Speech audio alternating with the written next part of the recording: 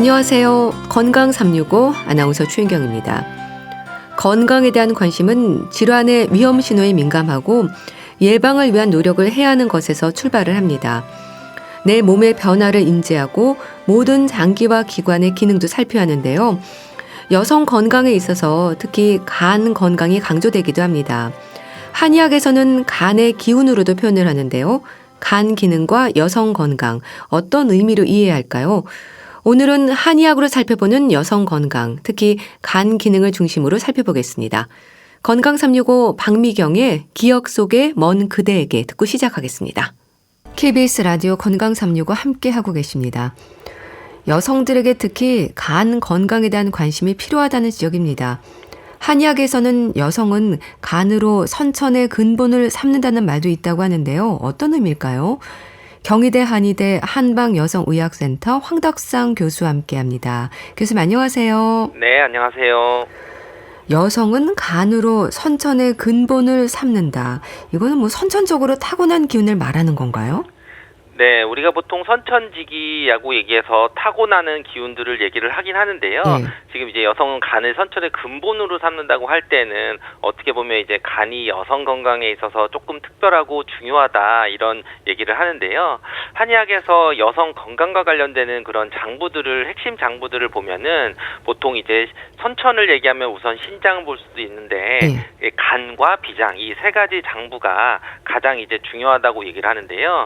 결국 이제 여성이 간을 선천으로 삼았다는 것은 그 여성의 일상에 있어서 뭐 성장과 발육 또는 뭐 월경과 임신, 출산 또는 뭐 폐경 이런 노화 과정 중에서 간이 중요하게 핵심적인 장부 역할로 하고 그리고 이 시기에 어떤 증상이나 또는 질환이 있을 때 처방하는 그런 내용을 봐도 간을 개선시키거나 좋아하는 약재들이 많이 포함되어 있거든요. 그래서 이제 그러한 중요성 또는 치료적인 부분에서도 간의 역할이 굉장히 중요하다 이런 쪽으로 보는 거고요. 그래서 흔하게 우리 여성 질환 중에 뭐 질염이나 대화 증상들이 있을 때에도 오히려 이제 간의 열과 관련돼서 간에 열이 차여 있어서 염증이 생긴다는 것으로 봐서 만약에 반복적으로 이런 증상이 나타날 때에는 간열을 끄는 사간시킨다는 원리로 용담사간탕이라는 처방을 쓰면 굉장히 효과를 좋은 것들을 볼 수 있거든요. 결국 우리가 여성 건강에 있어서 중요한 장부적인 그런 관점으로 간이 중요하다라는 의미로 이해해 주시면 좋습니다. 그런데요, 선천지기는 콩팥을 의미하는 게 아닌가 봐요. 그렇죠. 가장 이제 흔하게 한의학에서 선천이라고 하면은 신장 기능, 콩팥이라고 하는 신장인데 정말 해부학적인 콩팥뿐만 아니라 이제 신장이 갖고 있는 그런 기능적인 그런 카테고리가 있는데 그쪽에 있는 게 선천지기에서 타고나는 거, 유전적인 거 이런 부분들, 기본 체력이나 뭐 정력 이런 것들을 담당을 한다고 하고요. 그리고 이제 후천지기가 있죠. 그러면 선천지기는 타고나는 거지만 후천지기는 내가 태어나서 이후에 길러지는 그런 기운들은 후천지기인데 그것은 우리가 먹고 영양을 하고 그런 것을 섭취를 하는 비위 기능이 후천지기의 근본이 되는데 결국 우리가 음식을 먹어서 소화를 시킬 때 소화 기능의 한 역할을 하는 게 또 중요한 게 간이 되거든요. 간에 소화 효소가 나오고 소화를 도와주고 하는 것들이 되기 때문에 그 선천과 후천의 중간에 있어서 간의 역할을 할 수가 있는 거고 또한 우리 몸에서 간은 이제 장혈한다고 하는데 피를 저장하고 순환시켜주는 역할을 하는 것에 한의학에서 중요한 개념이 있는데 여성 질환을 치료할 때 보면 혈액과 관련된 게 아닌 게 없거든요. 결국 이제 우리 몸에서 수분 중 혈이 돌지 않거나 부족하거나 막혀서 오는 질환들이 여성의 많은 질환들의 원인으로 볼 수도 있기 때문에 간의 중요성을 얘기하는 것입니다. 그러니까 여성들에게는 콩팥의 기운만큼이나 간의 기운이 중요하다는 건데요. 여성의 인생 전반에 걸친 부분인가요? 그렇죠. 아무래도 우리가 여성 인생에 걸쳐서 건강을 본다 그러면은 뭐 초경을 하고 생리를 진행하는 젊을 때에는 생리통도 있고 월경불순도 있고 이러한 과정들을 거치게 되고요. 또는 이제 임신과 출산이라고 하는 과정도 거치고 또 이제 폐경기라고 하는 그런 폐경이 되는 변화들이 올 수도 있고 또 노화가 되면서 여러 가지들이 나타나는데 결국은 이런 월경이 오는 거는 피가 차고 피가 비워지고 하는 순환과 관련되는 문제가 되는데 결국 이럴 때 간이 장혈해 준다고 하고 간이 소설이라고 해서 피를 돌려주는 그런 역할을 하기 때문에 그러한 질환들이 나타날 때는 간을 치료하는 그런 역할로 굉장히 중요하게 되고요. 뭐 쉽게 얘기하면 우리가 폐경기 증상, 월경기 증상 그래도 우리가 월경기 증상과 관련되는 화병이라고 하는 것들이 간기울결, 내가 뭔가 간의 기운이 억울하고 울체돼서 화기로 나타나는 그런 것들을 얘기를 할 수도 있고요.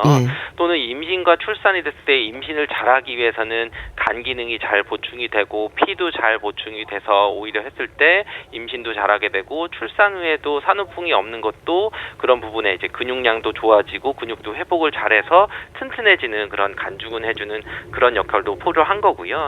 또는 노화가 돼서 오히려 우리가 피로하거나 기운이 없을 때도 간 허증이라 그래서 여러 가지 간 기능이 떨어지는 것들이 노화에 여러 가지 문제들이 생기는 걸 수도 있습니다. 그러니까 간이라는 장기가 주는 역할이 몸과 마음의 기능을 유지하는 데 중요한 거네요. 그렇죠. 우리가 몸의 역할, 마음의 역할 여러 가지에서 간의 특징적으로 얘기하는 것들이 있습니다. 그래서 간은 장혈시켜준다 그래서 오히려 혈을 저장을 해주고 하는 그런 부분도 있지만 또는 이제 정신적으로 우리 간주 소설이라 그래서 소통과 정서적인 것들 화를 내거나 하는 것들을 간과 관련돼서 얘기를 한다고 합니다. 그래서 만약에 이제 충분히 소통이 되지 않고 발산이 되지 못한다고 하면은 오히려 화병처럼 오히려 울체되거나 통증이 오거나 여러 가지 그런 신체적인 증상들이 나타나는데 결국은 이제 간이라고 하는 것은 한의학에서 이제 오행의 개념으로 보면은 목기, 나무에 해당하는 것에 되고 목기라고 하는 것은 뭔가 발생을 시키고 여유를 가지고 뭔가 퍼뜨리게 하고 키우는 그런 작용들이 완전히 잘 되면은 몸과 마음이 다 건강한 거고 만약에 그게 잘 이루어지지 않으면은 억울하거나 뭔가 물체되거나 또는 근육이 많이 뭉치거나 또는 뭐 통증이 오거나 이런 것들도 많이 생기고 여성인 경우는 뭐 생리통이 온다든지 뭐 생리불순이 온다든지 또는 이제 임신이 잘 안 된다든지 이런 것들도 올 수가 있는 것이 간이라고 하는 그런 몸과 마음에서 중요한 역할 또는 병인의 하나로서의 간의 역할을 하고 있습니다. 그 간 기능에 문제가 생기면 이제 여러 가지 위험이 있을 수 있을 텐데요. 남녀 모두에게 해당하는 게 아니라 특히 여성들에게 집중되는 이유가 또 있는 건가요? 그렇죠. 이게 간 자체로 봐서 뭐 간경화다 또는 뭐 간염이다 뭐 지방간이다 그러면은 물론 남성들에게도 많이 생길 수 있습니다. 당연히 이제 뭐 비만하거나 뭐 당뇨 있거나 고혈압이 있으면 또는 뭐 술을 많이 먹거나 그러면은 당연히 남성에게도 간 질환이 생길 수도 있지만 지금 말씀드리는 간의 기능이라고 하는 것은 이제 어떤 간 자체보다도 그런 기능적인 부분들에 있어서는 여성 질환과 관련되는 그런 간 기능으로도 볼 수가 있거든요. 그래서 조금 더 쉽게 얘기하면 우리가 뭐 지방간이 뭐 남성과 여성에게 누가 더 생기느냐 그랬을 때 이제 폐경 이후로는 오히려 지방간이 또 여성에게 더 잘 생길 수도 있고 또 이제 알코올이라고 하는 거에서도 남성들보다 여성들이 좀 더 취약한 그런 상태가 있어서 뭐 비알코올성 지방간이 여성들에게 좀 더 문제들이 생기는 경우들도 많이 있고 특히 이제 폐경 이후에는 오히려 특별히 뭐 이제 그렇게 많이 심한 고혈압이나 뭐 고지혈증, 당뇨처럼 심해지는 경우도 많이 있게 되거든요.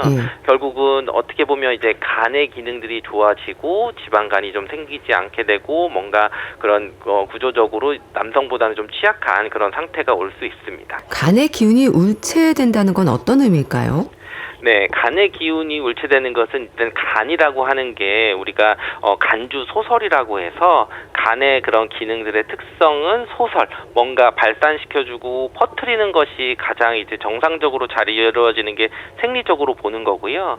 또는 이제 간을 뭐 장군지간이라고 하고 모려출현이라고 하는 얘기도 있습니다. 우리 몸에서 장군이 하는 것이 기본적으로 외벽을 좀 장군을 정비를 하고 병을 싸우는 그런 역할을 하게 되면서 그런 모려를 하게 돼서 국리를 하게 되는 차원에서 정신적 활동의 기초가 되는 것이 간이고 그런 게 잘 이루어지지 않으면은 화가 난다든지 어떻게 버럭버럭 이제 심리적으로 문제가 생기는 노에 화나는 정서가 발생한다고 하게 되는데요.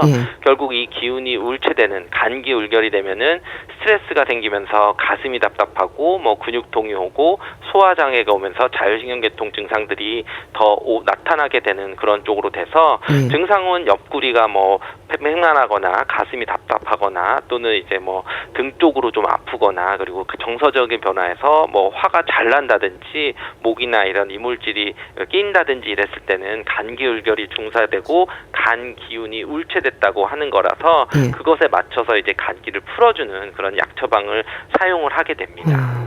그런데요, 간이 근육과도 연관이 되나요? 네, 그래서 뭐 한의학 서적에서 이론적으로 간주근, 뭐 간주 소설도 있고 간장혈도 있지만 간주근이라고 해서 간이 근육을 관여합니다라는 얘기를 하는데요. 이것과 조금 대응되게 얘기를 하는 게 신주골이라 그래서 신장은 뼈를 주관한다고 얘기를 합니다. 결국은 이제 근육과 인대는 간의 기능과 관련되는 거고 뼈는 신장의 기능과 관련돼서 역할을 하는 건데 결국은 이제 근육이 정상적으로 잘 유지하기 위해서는 영양도 충분히 되면서 이제 피가 잘 돌아가서 그쪽으로 잘 간혈이 잘 자양이 돼야지 근육들이 튼튼해지고 오히려 그런 것이 약하면은 근육도 쇠약해지고 또 위축되거나 또는 근육과 관련되는 병이 많이 생긴다고 하는데요. 결국 이제 생리적으로도 간주근이라는 것도 있지만 실제로 이제 병을 왔을 때 그런 거를 치료할 때 간 기능을 좋게 해주는 약을 쓰는데 뭐 당귀나 작약이나 구기자나 육개 같은 그런 간 기능을 보호해주는 약재를 쓰면은 근육 질환들이 많이 치료도 되고 효과적으로 나타나는 것을 알 수가 있어서 이런 것은 생리적, 병리적 또는 치료 방향을 설정할 때에도 근육과 관련되는 거 치료할 때는 꼭 간과 관련되는 그런 약재를 쓰거나 치료 방법을 같이 써주는 것이 효과적이라는 그런 의미를 담고 있습니다. 간 기능과 관련해서 참 많은 얘기들이 있는 것 같아요. 간의 소설작용, 담음, 또 어혈도 지적이 되지 않습니까? 무슨 뜻일까요? 네, 기본적으로 간의 소설 기능이라고 하는 것은 또 간의 특성 중에 하나인데 막힌 것을 소통시키고 엉겨 있는 것을 내보내는 것이 이제 소설이라고 얘기를 하는데요. 그래서 이제 한의학의 뭐 의서들이나 이런 내용들에서 여러 가지 그런 내용들을 보면 간의 소설 작용은 첫 번째로 얘기할 때 정신 심리적인 정서 활동입니다. 그래서 간기가 잘 소통이 되고 해야 정서적으로도 안정이 되고 또는 뭐 화도 덜 내게 되고 화를 좀 참거나 잘 컨트롤할 수 있거나 이런 정신적인 변화와 관련된 게 간 소설과 관련되는 거고 두 번째로는 이제 소화 기능과 관련이 돼서 오히려 이제 소화는 비위의 운하 기능인데 그런 비위의 운하 기능이 잘 이루어지게 하려면은 담즙이 잘 나가거나 소화액이 잘 나가야 되는데 이렇게 담즙을 배설을 잘 시키는 것도 간 기운의 소설 작용에 도움을 받아서 진행이 된다고 보는 거고요. 그리고 또 이제 간의 소설 작용이 뭔가 우리가 통증을 얘기할 때 불통증통이라 그래서 뭔가 통하지 않으면 통증이 유발된다고 하는 통증과 관련되는 것도 간주 소설이거든요. 결국은 간 기운이 정체되고 기혈이 순환이 장애가 되면은 아픈 통증이 생긴다. 예를 들면 뭐 간질환일 때 옆구리가 뭐 아프다. 뭐 그런 우리가 간 쪽에 문제가 있으면 항상 흉역고만이라 그래서 옆구리나 이런 쪽이 뭔가 먹먹하고 아픈 증상들 통증과 연관되는 거 또는 이게 소설이라고 하는 게 나가는 거기 때문에 또 생리가 또 규칙적으로 오고 또 배출이 되면서 생리통이 없이 또 원활하게 잘 도는 그런 월경 순환이나 이런 월경이 좀 잘 나가게 되는 것도 이런 소설 작용과 관련된다고 보고 있습니다. 담음과 어혈이 특히 여성 질환에서 이제 강조가 되는 건 그럼 왜 그렇습니까? 네, 담음과 어혈이라고 하는 것은 이제 한의학의 병리적인 해석에서 기능적인 이상을 설명해 줄 때 굉장히 중요하게 되고요. 그리고 또 병의 원인일 뿐만 아니라 또 이제 병의 과정 중에서 이제 나타나는 병적인 상태로 볼 수 있는데 특히 이제 이것은 담음 어혈은 남성들에게 다 나타날 수 있는데 특히 이제 여성 질환과 됐을 때 가장 좀 구체적으로 좀 나타날 수 있습니다. 그것은 이제 담음과 어혈이 왜 생기느냐고 얘기할 때 그 중에서 중요한 게 기의 순환 장애를 얘기를 해서 기체를 생각할 수 있는데 여성들이 남성들에 비해서 좀 병적인 특수성을 갖는다고 하면 한의학에서는 여성이 음적인 그런 속성을 가지고 있기 때문에 양적인 남성에 비해서 기의 순환 장애 그러니까 기체가 더 잘 나타날 수가 있다고 보는 거거든요. 그런 걸로 해서 우리가 칠정울결 뭐 정신적인 원인 되면은 담음도 나타나고 그 담음이 또 오래되면 어혈로 나타나고 할 수 있는데 결국 여성에게 있어서 난임 여성에게 생기는 이제 난임의 원인이라든지 증후라든지 뭐 다낭성 난소 증후라든지 또는 이제 그로 인해서 무월경이나 뭐 월경불순 또는 뭐 대하라든지 또는 여성 종양 질환인 뭐 자궁근종이나 자궁 성근증이나 여러 가지 그런 종양 질환도 다 담음의 원인이고 또 어혈이 원인이라고 봐서 이런 것들을 치료할 때는 담음과 어혈을 또 치료해주는 약들도 꼭 같이 써야 되는 것들을 보면 굉장히 그런 원인과 치료 과정에서 담음과 어혈이 여성 질환에 매우 중요하다고 볼 수 있습니다. 예. 담음으로 인해서 위험이 높아지는 질환이라면 어떤 부분들일까요? 기본적으로 담음에 있어서 여성들에게는 임신이 잘 안 되는, 특히 이제 비만에서 오는 그런 여성인 경우들은 이런 담음이 많이 나타나는 것들도 많이 볼 수도 있고요. 그리고 또 이제 생리통이 있는데 뭐 우리가 원발성 월경통이라 그래서 특별히 뭐 초음파를 했을 때 어떤 구조적인 이상이 없이도 나타날 때는 또 담음의 원인이 되는 경우들도 많이 있고요. 또 우리가 뭐 폐경기가 돼서 오히려 근육통도 있고 체중도 갑자기 늘게 되고 뭐 여러 가지 순환이 좀 잘 안 이루어질 때도 폐경기 증상과 관련돼서도 담음이 될 수도 있고, 또 우리가 뭐 너무 스트레스를 받거나 화병도 기본적으로 이제 담음의 원인이 돼서 올 수 있어서 여러 가지 여성 질환이 나타나는 그런 것들, 또는 대사 질환이 오는 뭐 당뇨나 고혈압 뭐 이런 고지혈증 이런 것들도 큰 한의학적인 터두리에서는 이런 담음이 원인돼서 나타나는 그런 질환으로 볼 수도 있고, 여성에게 있어서는 뭐 갑자기 비만이라든지 또는 피부가 계속 지저분해지고 뭔가 뭐 화장을 해도 화장이 뜬다든지 뭐 기미가 자꾸 생긴다든지 하는 것도 담음으로 해서 순환이 잘 안 될 때 나타난다고 볼 수 있습니다. 예. 그럼 담음을 치료하는 것으로도 많은 여성 질환들의 위험을 예방하고 치료할 수 있는 건가요? 그렇죠. 거의 이제 우리가 옛부터 10병 9담이라 그래서 10가지 병 중에 9개는 담이다, 뭐 이런 식으로 얘기를 하는 경우도 있거든요. 특히 이제 여성에게 있어서는 거의 뭐 10가지 병이 있으면은 그 중에 치료를 꼭 해야 되는 원인 중에 하나가 이제 담음이기 때문에 기본적으로 담음을 없애는 생활 습관이 여성 질환을 예방하는 데도 도움이 되는데요. 담음이라고 하는 게 우리가 순환되지 않는 수분이고 비위의 기능들, 소화 기능이 안 될 때 많이 생기기 때문에 결국은 단 음식을 먹지 않는 것도 굉장히 중요하고, 평소에 소화가 잘 되는 음식으로 규칙적으로 먹게 하면서 그런 기혈순환이 되게 규칙적으로 운동도 하고, 또 잠자는 수면 패턴도 굉장히 중요하고, 뭐 배변의 활동도 규칙적으로 했을 때 오히려 담음이 없어지고 이런 것들이 생활 개선이 되고 여성 질환들의 많은 부분들이 좀 개선이 될 수 있습니다. 내가 담음이 있는지를 의심할 수 있는 증상들도 있나요?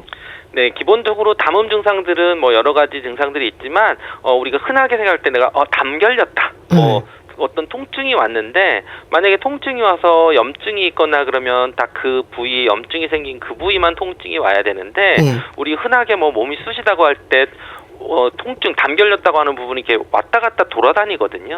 그러니까 하루는 이쪽 뭐 왼쪽이 아팠는데 다음날 됐는데 오른쪽이 아픈데 이렇게 통증이 돌아다니는 거는 이것은 담 결렸다고 하는 것처럼 이제 담음이 있다고 보는 거죠. 분명히 뭐 염증이 있어서 만약에 실제로 한쪽에 있으면 그 고정된 부위가 있어야 되는데 고정되지 않는 통증이 있다든지, 또는 뭐 빈혈이 아닌데도 어지러운 것들을 자주 느끼는 경우도 있거든요.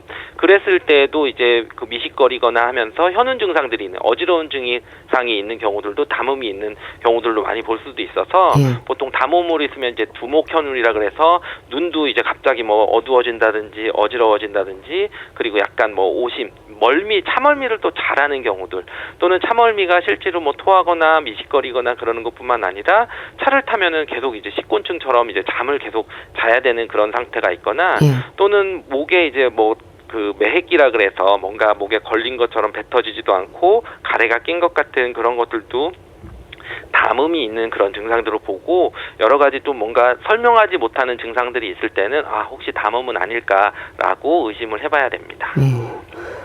그럼 어혈은 어떨까요? 어혈이 생겼다는 건 혈액순환이 안 된다는 것과도 연결해서 생각할 수 있는 건가요? 그렇죠. 담음보다는 조금 더 구체적인 개념들, 이게 청나라 시대 때 나오게 되는 그런 개념인데, 결국은 이제 담음은 순환되지 않는 수분인데 비해서 어혈은 순환되지 않는 피기 때문에 구체적으로 뭔가 뭉치는 것 같고, 또 색깔로 나타나고, 뭔가 이제 또 검은색으로 나타나거나, 또는 통증도 또 이제 구체적으로 정해져 있고, 또는 뭐 요즘에 교통사고를 당했다든지 뭐 타박상을 입다든지 뭐 다쳤다든지 이랬을 때 나타나면 어혈로 볼 수가 있는 것들이어서 좀 담음과는 좀 다른 개념이 됩니다.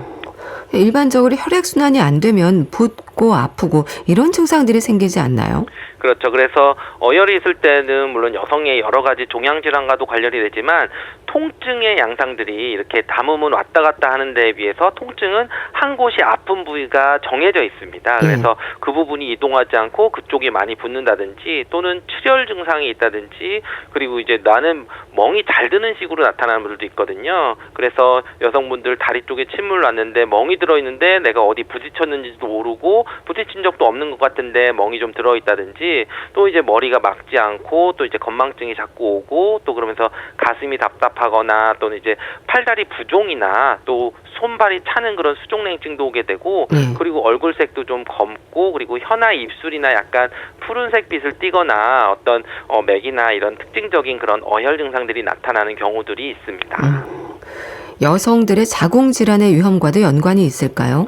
그렇죠. 보통 생리통이 왔는데 생리혈에서 뭐 덩어리가 많다든지 또는 혈색도 너무 좀 검게 나타든지 그러면서 이제 생리통이 찌르는 것처럼 아프거나 한 곳이 아프면은 보통 어혈의 원인으로 해서 이런 여성 질환들이 생길 수도 있다고 봅니다. 그래서 이제 뭐 그런 생리 관련되는 것들 또는 출산하고 나서 꼭 치료를 해야 되는 것이 이제 오로가 잘 배출시켜줘야 되는 것도 중요하거든요. 오히려 뭐 태반 잔류 물질이나 이런 것들이 남으면 안 되기 때문에 그랬을 때에도 어혈을 좀 풀어주는 그런 치료약을 하면서 해야지 산후풍을 예방할 수도 있고 회복을 좀 더 잘 도와줄 수가 있게 되는 거고요. 또 이제 갱년기 증상에도 마찬가지로 여러 가지 질환에서 어혈과 관련되는 그런 치료를 해야 되는 경우들이 있습니다. 자, 그럼 간 건강을 지킬 수 있는 노력 어떻게 해야 될까요? 네, 간은 사실은 우리 몸에서 오행 중에서 목 기운에 해당되기 때문에 목에 해당되는 거, 나무를 잘 살려주는 방법이 간을 건강해주는 것이라고 이해를 하면 되는데요. 나무는 불에 잘 타기 때문에 결국은 이제 불을 조심해야 됩니다. 그래서 간열을 조장하는 거, 그러니까 간열을 조장한다는 것은 우리가 열받는다 그러죠. 바로 스트레스 관리가 됩니다. 그리고 또 간에 불을 붙이는 기름을 부어주면 안 되기 때문에 이제 금주하셔야 되는 거고요. 그리고 기름진 음식이나 이런 것들도 뭐 지방간이 생기거나 고지혈증이 생길 수 있는 그런 부분들 때문에 이런 것을 뭐 기름진 음식에 술을 먹는다는 것은 간에 불을 붙이는 기름을 넣어주는 거라서 그런 것도 좀 조심하셔야 되고 그리고 이제 나무가 무성하게 잘 뻗어나가는 기운을 도와줘야 되기 때문에 간주 소설이 원활하게 이루어지는 거, 뭔가 흩어주는 거, 항상 기분 좋게 하고 뭔가 산보를 하듯이 다니면서 골고루 영양 섭취를 하고 단백질 섭취도 잘 하게 하는 것들이 필요하고요. 그리고 무엇보다 이제 간주군이 우리가 근육을 관련돼서 간이 역할을 하기 때문에 이것은 상호작용입니다. 운동을 해서 간에 지방간이 안 되게 하고 간의 순환을 원활하게 해서 운동도 규칙적으로 해주는 것이 오히려 간 건강을 지키게 할 수 있는 그런 방법이 됩니다. 그러니까 근육을 유지하고 챙기는 것과도 연관이 있는 거네요. 그렇죠. 아무래도 우리가 몸에서 근육이라고 하는 것이 피를 저장하는 게 간장혈이라고도 하지만 실질적으로 근육에 우리 피를 많이 저장하고 있고 혈액순환도 많이 되게 되고 그리고 또 근육이 많이 운동을 하면서 간에 축적되는 지방을 줄여서 간 건강을 지키는 것도 꼭 필요하거든요. 그래서 우리가 하루에 일주일에 3회 이상 정도 한 번 하면은 30분 이상의 중등도 운동이 좀 돼야 됩니다. 중등도 운동이라고 하는 것은 좀 숨이 한번 차면서 내가 근육을 저장하고 있는 그런 순환들 물질들도 한번 노폐물도 배출을 시켜주고 하는 것들이 좀 되고 그런 운동들이 했을 때 근육도 유지되고 간 건강과도 매우 밀접한 관련이 있고요. 이럴 때 조심하셔야 되는 것은 운동을 과하게 하는 게 아니라 충분한 휴식하는 것도 간을 오히려 건강하게 할 수 있으니까 운동 중간중간에 충분한 휴식을 하는 것도 간 건강을 지키는 회복시키는 데 중요한 그런 역할을 할 수 있습니다. 또 보여지는 좋은 몸뿐 아니라 건강을 위해서도 챙겨야 하는 부분으로 속 근육이 강조가 되는데요. 속 근육은 또 뭔가요? 네, 우리가 근육이라고 하면은 뭐 종류가 좀 다르게 있는데요. 그 중에 이제 속근육은 우리가 겉으로 드러나는 몸짱에 있는 그런 것이 아니라 여러 첩의 근육 중에 뼈와 가깝게 붙어 있는 심부 근육이라고도 볼 수도 있고요. 그런 것을 이제 관절이 정확하게 움직이거나 유지하는 쪽으로 갈 수 있고요. 그리고 이제 표층 근육은 피부 쪽에 붙어 있는 근육이어서 힘을 쓰거나 이제 활동 근육이라고 할 수가 있죠. 그런데 우리가 활동 근육들은 밖에서 보는 거이지만 하지만 오히려 속 근육들은 자세 유지를 잡아주는 거기 때문에 오히려 좀 소홀히 할 수 있는데, 그렇지만 실제로 활동 근육이 잘 쓰게 하고 또는 이제 나이가 들면서 점점 노화가 진행이 되면서는 여러 가지 근육통이나 관절통을 예방하거나 할 때에는 오히려 이제 속 근육을 좀 더 강화시키고, 우리가 요즘에 뭐 코어 운동이라고 하는 것들이 중요한 것처럼 그런 쪽의 중요성도 많이 높아지고 있습니다. 여성 건강을 위한 근육 운동, 특히 속 근육을 키우는 방법, 습관이 되기 위해서 가장 강조하는 말씀도 전해주세요. 네, 기본적으로는 이제 복합 운동이라고 얘기를 하는데요. 물론 이제 한 가지만 얘기를 하는 게 아니라 유산소 운동도 한 20분 정도 하고, 그러면서 이제 저항 운동이라 그래서 무게를 드는 것들도 좀 같이를 하면서 더불어 이제 스트레칭 같은 것도 같이를 해서 이것을 복합적으로 하는 것이 이 복합 운동이라고 할 수 있습니다. 예를 들면 운동, 유산소 운동, 저항 운동, 스트레칭을 조금씩 나눠서 하루에 조금씩 같이 하는 것이 굉장히 중요할 수 있습니다. 네, 알겠습니다. 자, 한의학에서의 간 건강에 대해서 자세히 알아봤는데요. 경희대 한의대 한방여성의학센터 황덕상 교수와 함께했습니다. 감사합니다. 감사합니다. KBS 라디오 건강365 함께하고 계신데요. 김범룡의 카페와 연인 듣고 다시 오겠습니다.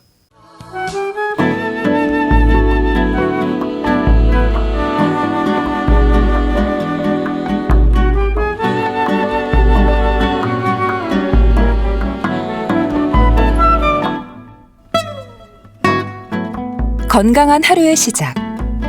KBS 라디오 건강365 최윤경 아나운서의 진행입니다. KBS 라디오 건강365 함께하고 계십니다. 주말의 건강책 정보, 북컬럼니스트 홍순철 씨 연결되어 있습니다. 안녕하세요. 네, 안녕하세요. 오늘 소개해 주실 책은 일단 제목만으로는 제가 가장 자신 없는 부분이기도 합니다. 저는 공복이 좀 무서운데요. 제목이 공복, 최고의 약이네요. 그렇습니다. 사실 저도 공복이 무서워요. 예. 기분이 안 좋아지거든요. 근데 요즘 보면 무엇이든지 좀 넘쳐나서 문제가 생기는 것 같습니다. 예. 이게 음식도 마찬가지인데요. 현대인들은 사실 너무 많이 먹어서 탈이 납니다. 예. 너무 많이 먹어서 비만이 생기기도 하고 또 당뇨가 생기기도 하고, 이 현대인들을 괴롭히는 가장 치명적인 질병들이 바로 이 많이 먹어서 생기는 병들인데요. 과식과 비만 그리고 당뇨 그 자체도 문제지만 우리 몸의 다른 기관들을 무너뜨리는 게 바로 과식입니다. 그래서 오늘 소개해드리는 책을 통해서 우리는 이제 많이보다 좀 적게를 고민해야 될 것 같은데요. 근데 문제는 우리 뇌가 여전히 많이 찾고 있다는 겁니다. 우리 뇌는 여전히 생존이 최우선 과제이기 때문에 먹는 것을 보면 못 참죠. 기회만 되면 어떻게든 많이 먹으려고 하고 에너지를 비축해 놓으려고 합니다. 이게 뇌의 메커니즘인데요. 그래서 우리의 몸이 망가지고 있다는 거죠. 2016년에 노벨 생리의학상은 자가포식, 오토파지를 연구하는 일본의 도쿄공업대학교 오스미 명예교수에게 수여가 됐는데요. 그러면서 최근 들어서 이제 자가포식 이야기가 많이 들려오고 있죠. 이 자가포식은 우리 세포 내에 오래된 단백질이 새롭게 만들어지는 활동을 의미합니다. 세포가 굶거나 혹은 저산소 상태에 빠졌을 때 이 오토파지가 활성화된다고 그러는데요. 그러니까 쉬운 말로 이야기하면 새로운 세포가 생존하기 위해서 불필요한 세포 구성 성분들을 스스로 잡아먹는 게 오토파지, 자가포식이라는 거죠. 그러면서 각종 감염 질환의 원인 세균까지 함께 분해한다고 그럽니다. 그러면서 새로운 세포가 생겨나는 것이죠. 그런데요, 혹시 책에서의 공복이 제가 생각하는 공복과는 조금 다른 의미일까요? 사실 공복 그러면 비슷하게 생각하시면 될 것 같은데요. 보통은 이제 배가 고파서 약간 괴로워하는 모습들을 떠올리십니다. 근데 이 책에서 말하는 공복이라고 하는 건 일정 시간 동안 음식을 먹지 않는 상태라고 생각하면 더 좋을 것 같습니다. 이렇게 일정 시간 동안 책에서 가장 좋은 게 16시간이라고 이야기를 하는데 수면 시간을 포함해서 이 배를 굶기는 시간, 공복 시간을 만들면 내장이 일단 충분한 휴식을 취할 수 있다고 그럽니다. 예. 그러니까 먹으면 계속 운동을 해야 되잖아요. 그러니까 공복 상태를 유지하면 충분한 휴식을 취할 수 있는 거죠. 그러면서 혈당치도 서서히 내려가는 효과가 있다고 그럽니다. 음식을 먹고 나서 10시간 정도가 지나면 간장에 저장된 당이 소진되기 때문에 지방이 분해되고 에너지로 쓰이게 되고 16시간이 지나면 몸이 지니고 있는 이 자가포식 구조가 작동한다고 그럽니다. 신체의 질병과 노화는요, 세포가 늙거나 파괴되면서 발생하지 않습니까? 특히 우리 세포 내에 이 미토콘드리아라는 게 있는데 이게 늙으면 세포에 필요한 에너지가 줄고 활성산소가 증가합니다. 우리 몸에 여러 가지 문제가 생기는 거죠. 그래서 가능한 오랫동안 공복을 유지하고 스스로 세포를 잡아먹는 자가포식의 과정이 진행이 되면 오래되거나 파괴된 세포가 우리 내부에서 새롭게 이제 만들어지면서 질병을 멀리하고 노화의 진행까지도 멈출 수 있다라고 책은 설명하고 있는 겁니다. 내장도 쉴 시간이 필요하다. 이거 간헐적 단식을 말하는 건가요? 또 책을 쓰신 저자도 어떤 분인지도 궁금한데요. 간헐적 단식 역시도 일정 기간 동안 굶는 거지 않습니까? 그런 면에서 이 책에서 이야기하는 공복과 좀 비슷한 개념이라고 이해하시면 될 것 같은데요. 책을 쓴 아오키 아츠시라는 분은 일본의 유명 당뇨병 클리닉 원장이십니다. 당뇨병, 고혈압, 고지혈증, 사실 다 생활습관병인데요. 그런 병들을 오랫동안 치유하는 전문의십니다.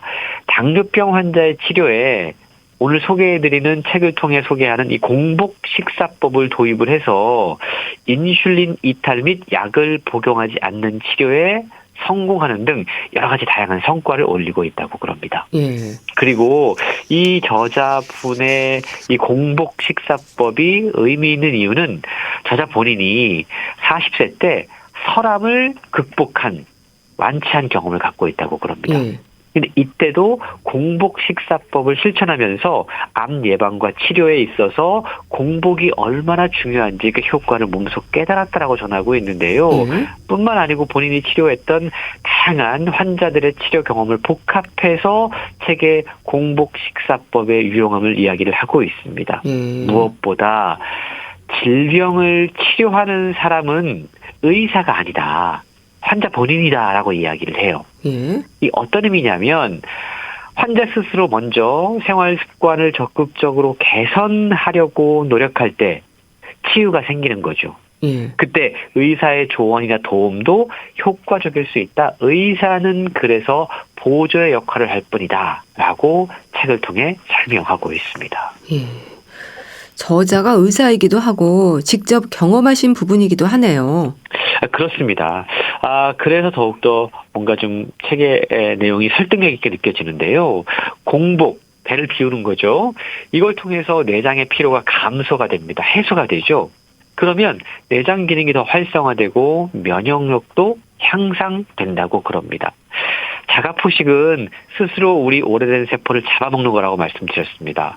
이렇게 되면 감염 질환의 원인이 되는 오래된 파괴된 세균들을 분해하는 기능이 생기게 된다는 겁니다. 우리 몸에는요, 매일 다양한 세균이 침입하고 있는데 이런 세균들은 보통 우리 몸의 이 면역 작용에 의해서 면역 세포에 의해서 분해가 됩니다. 그런데 우리 몸에 침입하는 세균 가운데 세포 속으로 도망치는 세균이 있다고 그래요. 참 무서운 놈들인데 이 세포 속으로 침투한 세균은 면역 세포의 공격을 피하기 때문에 그리고 세포 내에서 적절한 온도와 수분을 얻고 세포 내에 있는 영양소를 이용해서 수명을 연장하고 증식하는 그런 세균이라고 그래요. 근데 자가포식이 세포를 잡아먹는 거잖아요. 그러다 보니까 이 문제까지 해결할 수 있는 겁니다. 세포 안으로 도망친 각종 세균이나 아니면 식중독을 일으키는 살모넬라균이나 결핵의 원인이 되는 결핵균이나 피부의 표면과 상처 부위에 존재하는 황색 포도균, 이런 것들의 세균들을 이게 기가 막히게 포착을 하고 분해할 수 있는 놀라운 기능까지 갖고 있다고 그럽니다. 예. 그래서 공복 일정 시간 동안 배를 비우는 것만으로도 다양한 우리 몸을 아프게 하는 바이러스를 없앨 수 있다는 거고요. 뿐만 아니고 공복이 암 예방에도 큰 효과가 있다고 그럽니다. 근데 이 부분은 저자가 직접 경험을 했다라고 말씀을 드렸잖아요. 일단 많이 먹는 거, 과식을 하게 되면 위장의 기능이 저하되면서 우리 장내에 암의 원인이 될 수 있는 여러 가지 유독물질들이 쌓이게 된다고 그럽니다. 그리고 장내 환경이 악화되면 자연스럽게 면역력이 떨어져요. 근데 중요한 건 요즘 최근 들어서 이런 얘기 많이 하지 않습니까? 우리 장이 제2의 뇌다. 우리 장내는 수많은 면역기관과 호르몬과 관련된 다양한 것들이 존재하고 있기 때문에 장내 건강이 흐트러지면 여러 가지 문제가 발생할 수 있다는 거죠. 공복이 좋은 이유는 장을 쉬게 하는 겁니다. 공복의 시간을 만들어서 위장이 잘 활동할 수 있게 되면 아무래도 유해물질의 발생이 억제되고 면역력도 활발해질 수 있기 때문에 암세포가 생긴다고 하더라도 더 잘 제거될 수 있다는 거죠. 그리고 공복을 실천해서 이 자가포식이 활성화되면 암세포를 발생시키는 주요 원인 가운데 하나가 바로 활성산소거든요. 근데 공복을 하게 되면 활성산소의 기능까지 억제되는 효과를 누릴 수 있기 때문에 암 예방 그리고 암 치료에도 좋은 효과를 얻을 수 있다고 그럽니다. 그런데요, 사실 하루 3끼를 챙긴다는 인식도 여전히 강하고요. 그렇지 않더라도 수시로 드시는 분들도 많습니다. 공복 상태를 일정 시간 유지하는 게 쉽진 않을 것 같기도 해요. 그렇습니다. 특히 한국인들은 정해진 시간에 하루 3끼를 따박따박 먹는 것이 건강의 지름길이다. 이렇게 얘기를 하고 밥심으로 산다. 이런 얘기도 합니다. 맞아요. 이게 이제 정해진 시간에 밥을 먹는다. 건강한 생활 습관이다. 라고 생각들을 하고 계세요.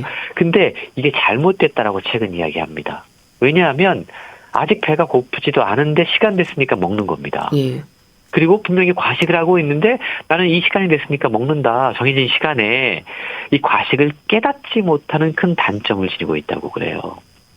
책이 제안하는 식사법은 우리가 일반적으로 말하는 약간의 고통을 수반하는 단식과는 제법 다릅니다. 누구나 무리하지 않고 마음껏 음식을 먹으면서 공복이 가져오는 효과를 누릴 수 있는 방법을 제시하고 있기 때문인데요. 아마 많은 분들이 이 책에서 이야기하는 공복의 순간들을 경험한 적이 있을 겁니다. 그런 이야기를 가끔 하시죠. 하루 종일 너무 바빴어. 업무, 가사, 육아 쫓겨가지고 내가 오늘 밥 먹을 틈도 없었네. 정말 바쁜 시간이었네. 아마 이런 경험들 해보신 적이 있을 거예요. 자연스럽게 공복을 유지했던 거죠. 아니면 너무 힘들고 피곤한 날은 휴일날 뒹굴뒹굴 하다가 이불 속에 시간을 보내다가 점심까지 시간을 보내는 경우가 있어요. 가만히 생각해보니까 전날 저녁도 한 6시쯤 먹고 그 이후에 아무것도 안 먹은 겁니다. 자연스럽게 16시간 동안 배를 비운 거죠. 저자는 이러한 것들 모두 너무 훌륭한 단식이고 공복이다라고 이야기합니다. 그러니까 수면 시간을 포함해서 어쨌든 16시간 뱃속을 비우는 것이 중요하다라고 강조를 하고 있는 거죠.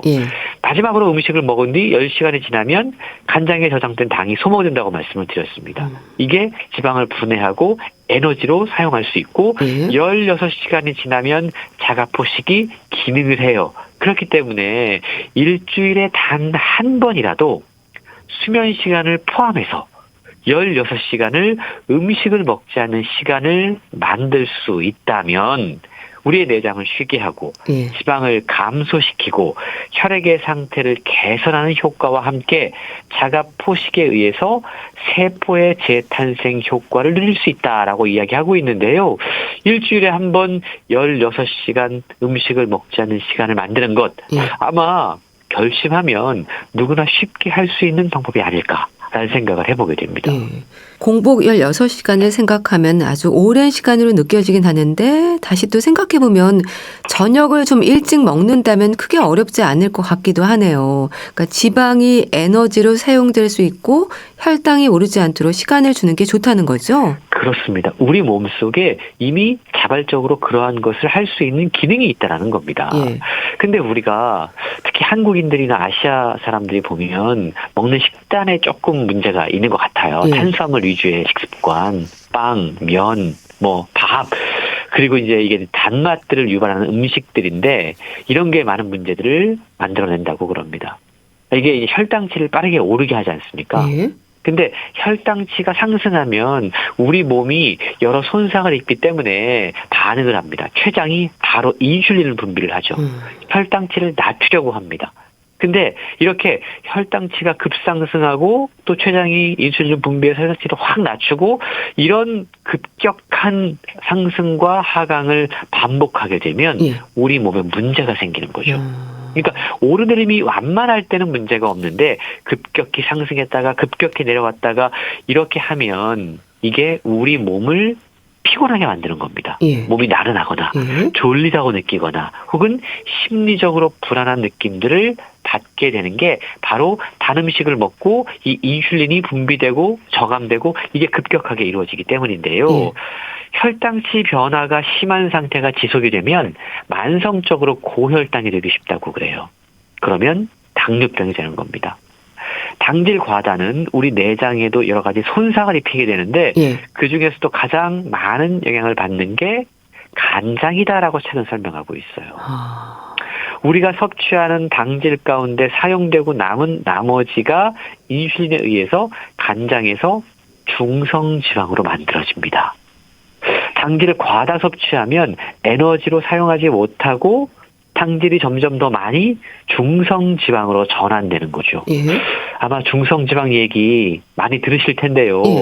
운동 부족으로 매일의 에너지 소비량이 줄거나 나이가 들면서 기초 대사량이 감소되고 에너지 소비량이 감소하면 지방으로 변하는 당질이 점점 더 증가합니다. 우리 간에 지방간이 쌓이는 거죠. 근데 이런 상황에서 공복이 또 효과적입니다. 공복을 하게 되면 혈당치가 내려가잖아요. 그러니까 인슐린이 적절하게 분비가 됩니다. 이렇게 되면 혈관 장애가 개선이 되고요. 무엇보다 자가포식, 세포가 다시 새롭게 만들어지면서 신체적인 이상과 노화의 진행이 개선될 수 있다는 거죠. 그래서 최근요, 우리 몸의 다양한 리셋 효과를 기대할 수 있는 최고의 약이 바로 공복이다라고 이야기하면서 다른 어떤 영양제나 약과 비교할 수 없을 정도로 효과적이다라고 추천하고 있습니다. 그러니까 일정 시간의 공복도 습관이 되는 게 중요할 것 같네요. 이게 처음에는 쉽지 않을 겁니다. 그러게요. 하루 3끼 먹는 게 오랜 세월의 습관이 있잖아요. 허기가 지면 자꾸 먹으려고 하는데 저자는 그럴 때 견과류가 도움이 된다라고 이야기를 해요. 가능하면 조미료를 첨가하지 않은 것.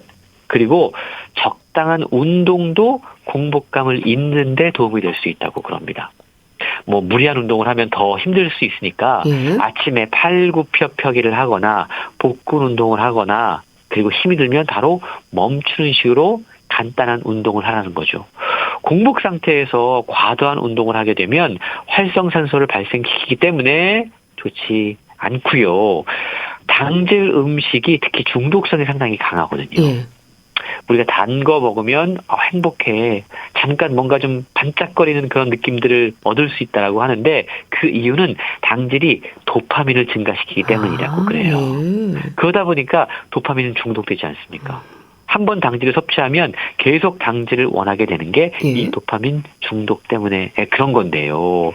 뿐만 아니고 최근 건강관리에 있어서 장내 미생물 계속 중요하게 거론되고 있죠. 장내 미생물의 균형을 이루는 가장 좋은 방법 역시 공복, 속을 비우는 겁니다. 우리 몸속 세포 내 미토콘드리아가 젊고 건강하고 그 수가 증가하면 세포의 노화를 막을 수 있고 우리 장도 건강해지고 전체적으로 우리의 몸의 균형이 잡힐 수 있다고 하니까 정말 저는 책을 읽으면서 공복만큼 더 좋은 건강에 좋은 습관이 있을까라는 생각을 해보게 됐습니다. 네. 소개해 주신 책 공복 최고의 약 잘 들었습니다. 북컬럼니스트 홍순철 씨와 함께했는데요. 감사합니다. 감사합니다. 전람회의 기억의 습작 보내드리면서 인사드릴게요. 건강365 아나운서 최인경이었습니다. 고맙습니다.